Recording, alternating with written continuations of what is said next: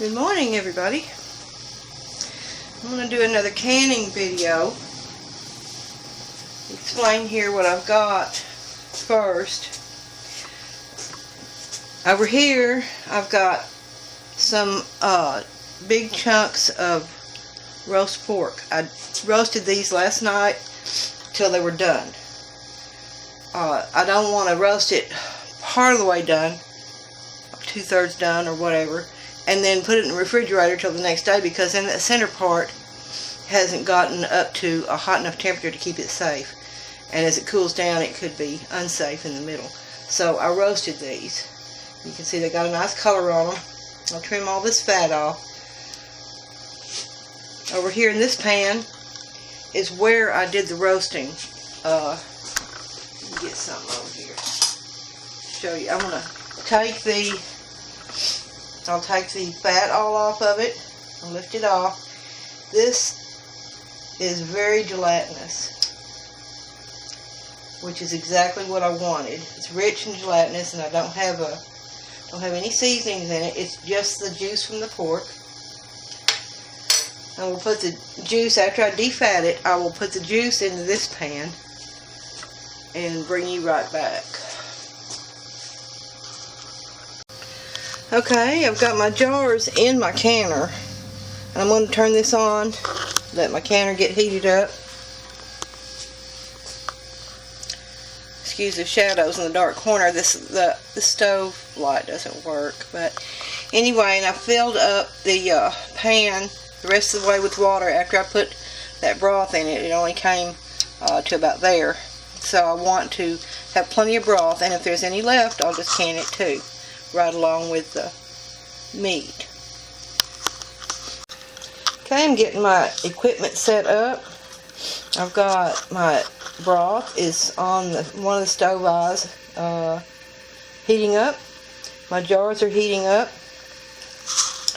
I've got enough lids to do 8 wide mouth pints in here. I'm not going to preheat them.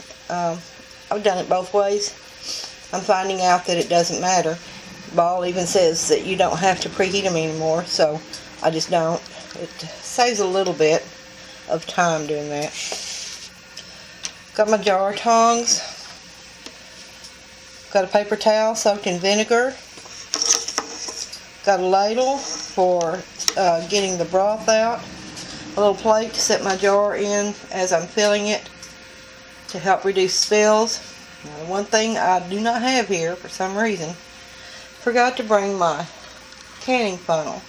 However, I don't think it's going to be an issue, because what I'm going to do is cut these pork roasts up in pretty big strips and chunks to go into the jars, and after I trim off this extra fat.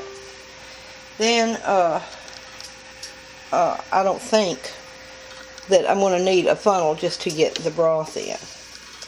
I do have a magnet, but I'm not going to be using it as a lid magnet because these are cold.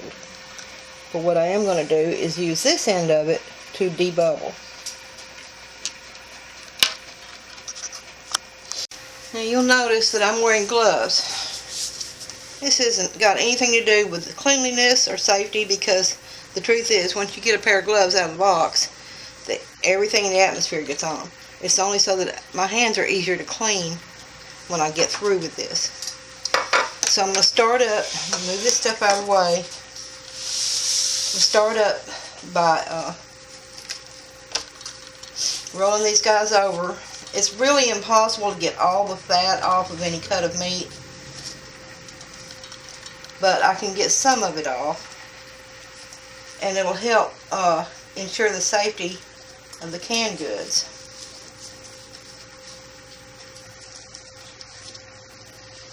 Once it's cut, once it's cooked, you can kind of just slide your knife through there. See, it just kind of turns into lard. You can almost scrape it off. I don't want to lose any meat. I found that when I cut the fat off when it's raw, I lose a lot of the meat along with it. Now, I'm sure you've noticed by now, this is not my usual location. I'm not at home. I'm at my mother's. Well, my mother now lives next door with my sister because she's 95. But I'm up here to help my sister take care of Mom for a while because my sister had cataract surgery. And she's not supposed to lift. She's not supposed to bend over. And she'll have another cataract surgery later in the month. So I guess I'm going to be up here most of the time through April. But I did go home for a couple of days last weekend, and I brought back this meat that I got on sale. It was 99 cents a pound. And it's pretty good. You can see there's not just a whole lot of fat on that one roast. Just not too bad. So now, let's see if you're seeing this. Yeah. Sorry.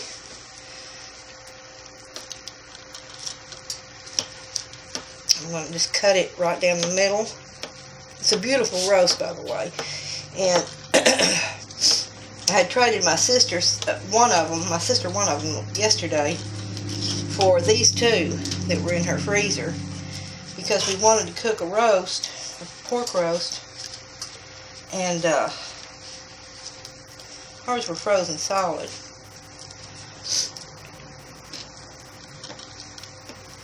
Now, all you have to, you can cut them in little cubes or in big chunks. You need more than one. You don't want to have a big piece of roast in the jar just by itself. They need to be about an inch thick, and that's what these will wind up being.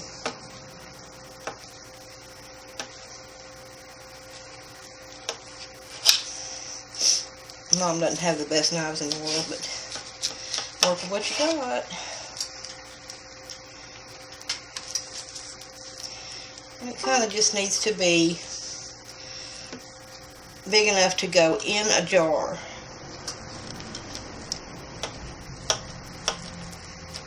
And this will be pork roast when it comes out. Any smaller pieces, like this one, I'll cube them up and we can use them for a barbecue later on.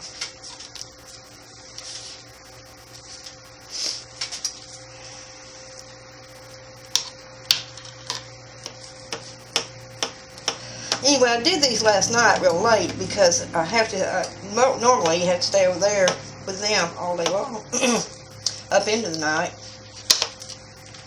which I don't mind, but there's some downtime that I really can't take advantage of every time.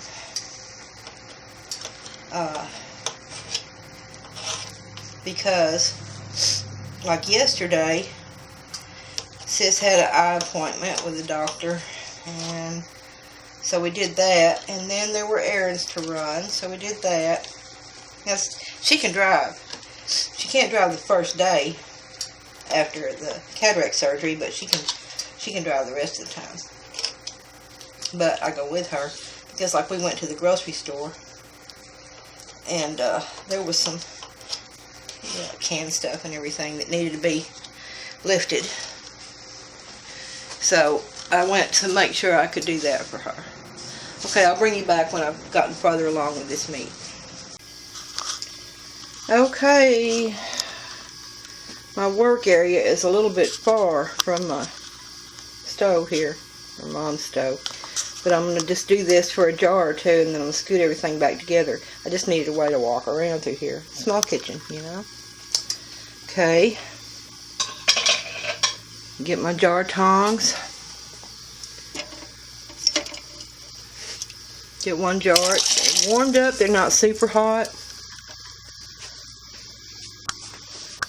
Put it on a plate.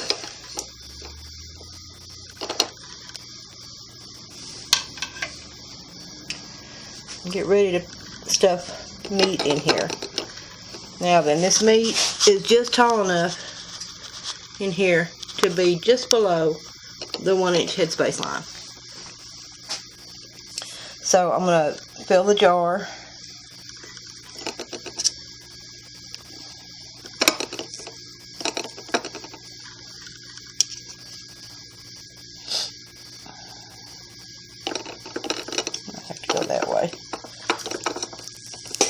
And I don't mind really pushing it in there, packing it in there pretty good.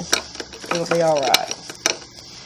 Okay, I've got 3 pretty good sized chunks of pork roast in there. As I said, I don't have my funnel with me, but these are wide mouth jars, so that should work out alright. And I also don't have any canning salt. Normally I might put some canning salt in these. I'm going to fill these up to the 1 inch headspace line. It'll be just over the top of the meat a little bit. Use this to debubble. It's hard to do with one hand, y'all. Go down through. If you go straight down and kind of push towards the center, you can get it debubbled better. I don't know if you can see the bubbles coming out or not, but anyway, it's kind of impossible to get every single bubble out. It's impossible to get all the fat out, but I'm going to tell you why you want most of the fat out.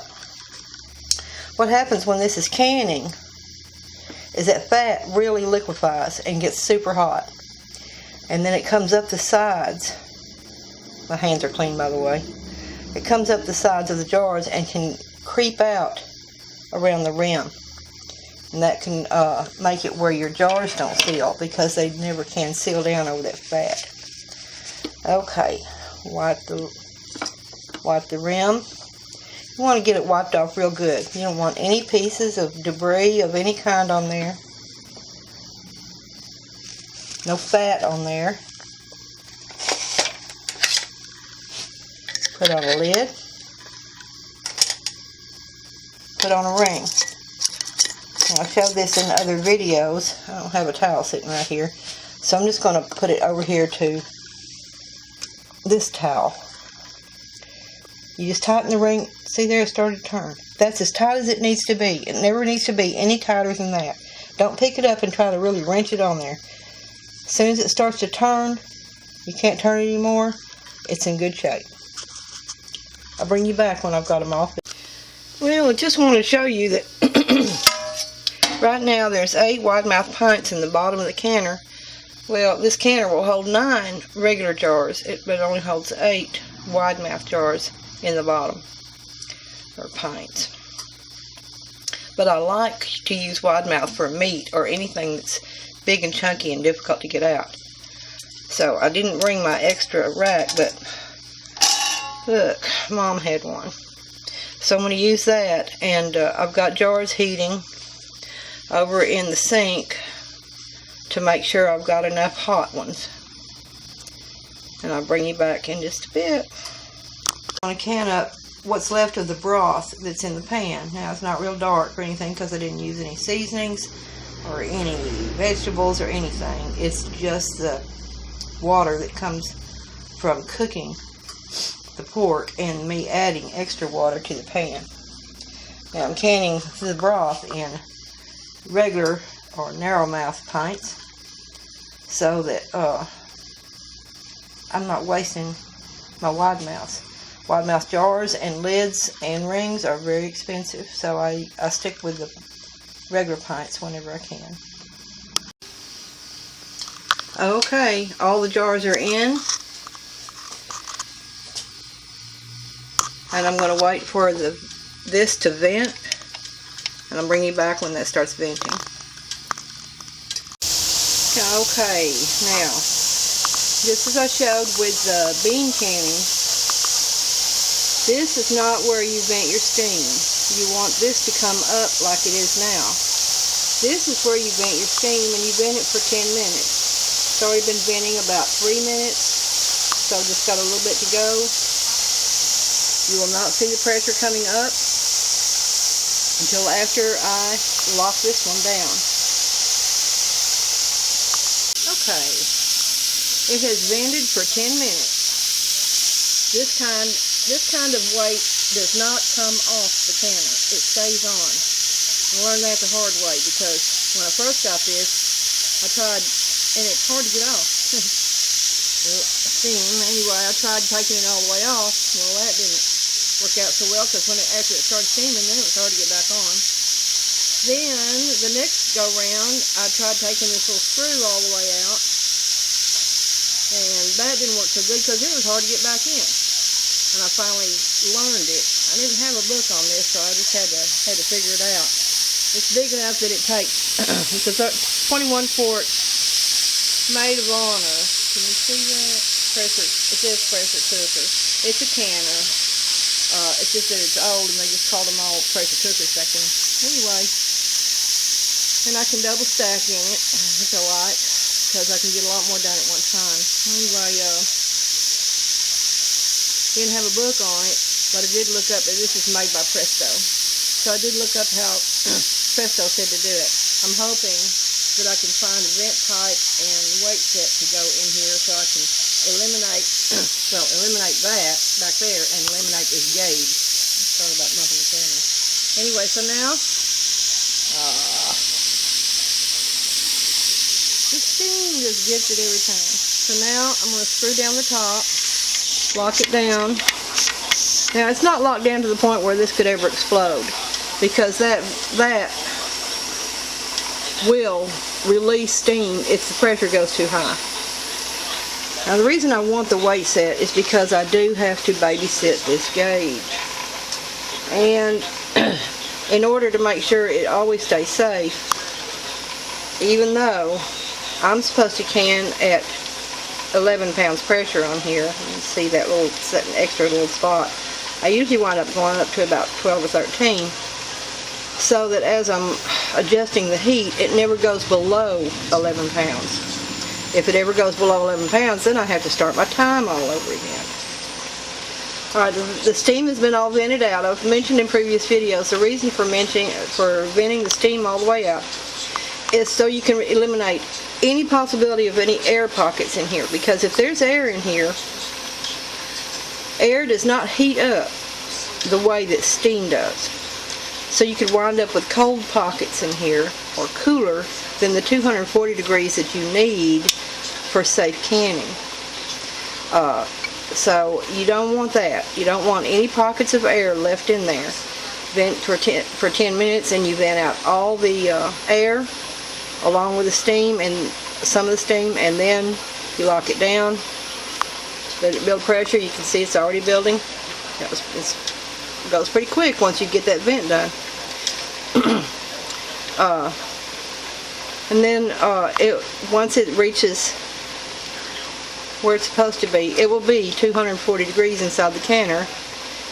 This is meat, and it's in pints. So I'm going to process it for 75 minutes or an hour and 15 minutes. There is broth in there with it, which usually only processes for 20 or 25 minutes, I don't remember.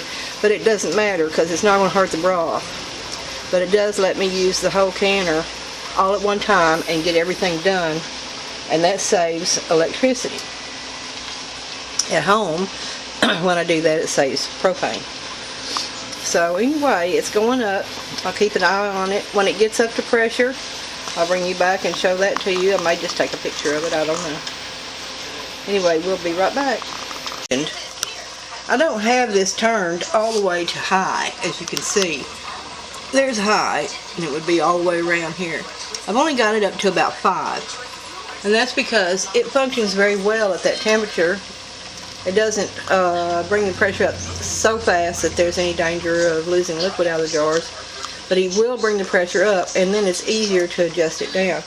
This is an electric stove, so it's a little fiddly when it comes to maintaining the heat. But I've used it before and learned it. Okay, I wanted to bring you back and show you it's at 11 pounds and it's still rising. So I'm going to turn it down. I'm going to turn it down to about 2.5 on this dial.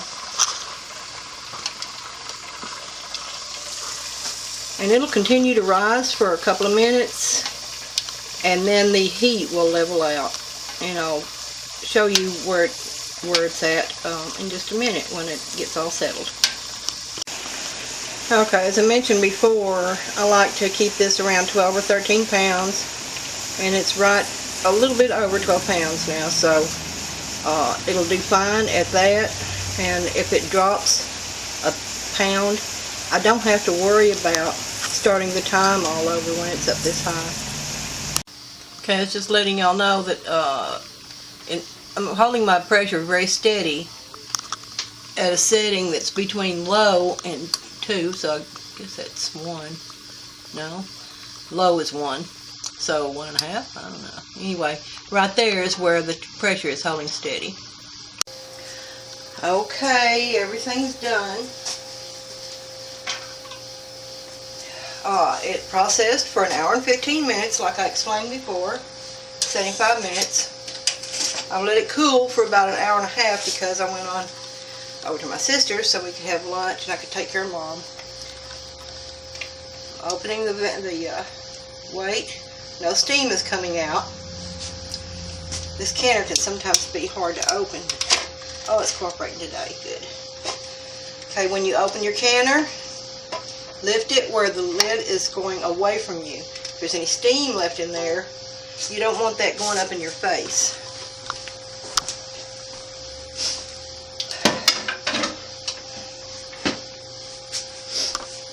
So, you hear them popping already. I'm going to lift some of these out and put them over here, and the rest of them I'll put over on the table.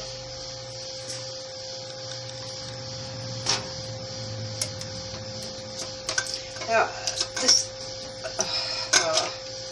vent hood reminds me, that one's still boiling. I don't know about that froth there though. Anyway, see how I'm hitting my hand on it. If this was any lower or this canner was any taller, it would be very difficult to do any canning around it.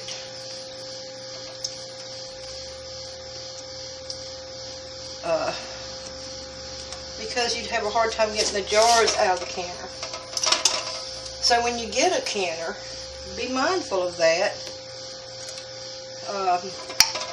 Measure the distance on between the top of the, or between the bottom of your vent hood or whatever's up there to your stove.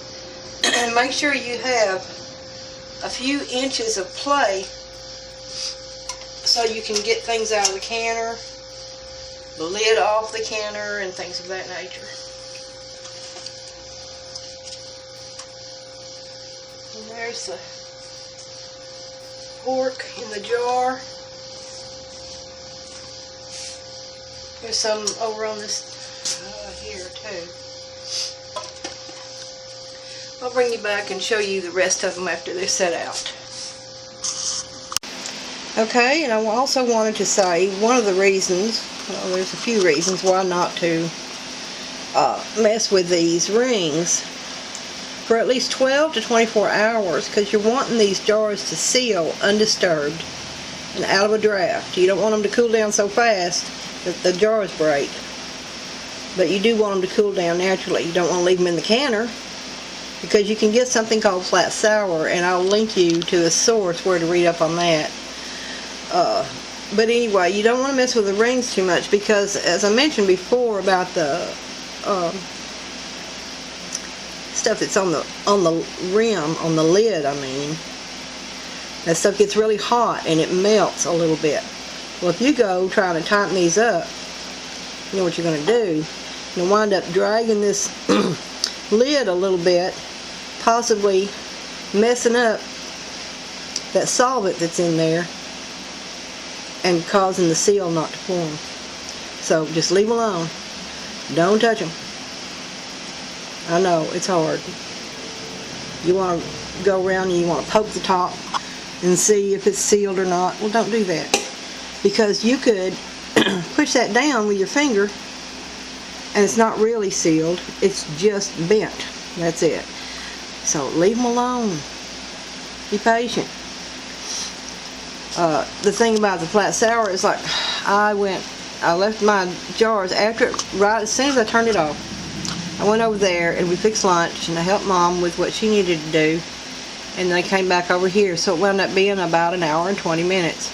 Well, the canner was ready to open. I don't leave food in jars in the canner. because of the flat sour issue. Because it forms because of a slow cool down. So I don't put towels over it. No. I don't want them to maintain any kind of heat. I want them to be able to let go of the heat that's in there in a normal and natural fashion. And I want them to stay hot for very long. But I don't want them cooled down so fast the jars break, if that makes any sense. Just, it's kind of a middle of the road kind of thing. Like when I turned off my canner, I walked away. I don't sit there and watch that gauge to go down. I walk away from it for at least an hour and let it completely cool. Because I'll tell you right now, what I have done in the past, once or twice, and I've been canning a long time, but I've done it once or twice, it's get in a hurry, mess with that weight, and it lets out steam, all that kind of stuff. Well, when you do that, this stuff here is under so much pressure that it will shoot that liquid right out under here, right out from under there. You'll not only lose liquid, but you may wind up not having a seal there too. So you don't want to work real hard on this stuff and spend a lot of money on meat or vegetables or whatever, and then mess with it and wind up with it not sealing or getting ruined. Okay, I guess you can see the bubbles coming up almost without exception. If your jars are boiling when they come out of the canner, they will seal. If they aren't boiling at all, I mean, some of these are boiling just ever so slightly, but if they aren't boiling at all, then they're probably not going to seal. That's just how it works out, and I guess it's because of the high heat on the inside. Anyway, I wanted to show you something else. It's hot, but you don't really want to mess with these lids and rings very much, but as you can see, that ring is loose. When they come out of the canner, the lid has pulled down really far. The compound has thinned out right around the rim of the jar. Around, you know, the rim of the lid compound has thinned out, and that way it's seated and almost melted over the rim of the jar. When it does that, it causes a little gap. This is nothing to worry about. Do not retighten these rings when you get them out of the canner if you're using metal lids like this. I think with Tadler you do, but I don't use Tadler, so I'm going to show you these because it's the most common use of them, is these single-use lids. But don't tighten it back up. Let it stay loose. In fact, if everything goes right, every one of these rings should be loose enough when you get ready to take the rings off and wash the jars to just spin them right off with no effort. But as you can see on this one, and it's hot, it just turns so easy just with a fingertip. Okay, so that's my video for how to safely can pork. This can go for any kind of meat you want. I used I followed a hot pack method, and I will put a link down below for the NCHFP recipe for canning meat like this. It'd be hot pack or raw pack. Prefer hot pack because it looks better in the jars. It stays together better in nice big pieces. And you don't get any of this webby stuff on the side that comes from the proteins in the meat when you raw pack. That stuff was left behind in the other pan. Okay, as you can see, if I had raw packed the meat, all this, it's just proteins from the meat, it's cooked blood and things like that, but all that would have been in the jars, and it would have been on the sides or the inside of the jar. And it's hard to clean up out of the jars. You really have to do a lot of scrubbing. As it is right now, this part is left behind in the pan. This is why I don't like to raw pack, because if you raw pack, you get this stuff. all in the jars, all around the meat. It looks awful. There's nothing wrong with it. It's not unsafe. And it works out okay. But it's just very unappealing to see this stuff stuck all around the inside, all around the meat inside the jar. So I've eliminated that. That's all for this round. I hope you enjoyed it. I hope you learned a little something from it. And I strongly encourage you to try it. Remember, this can only be done in a pressure canner. You cannot water bath meat. It is just not safe. The reason being, no matter how long you boil water, it's still only 212 degrees. That's as high as the food will get. 212 degrees. I don't care if you boil it for a week. 212 degrees is all it'll get. But in a pressure canner, the food gets to be 240 degrees internally, not just 212. And it takes that 240 degrees to kill the botulism spores that may be found in the meat. Are they always there? No. Could they be there? Yes. So that's why it's just not worth the risk. Okay, thanks so much for watching.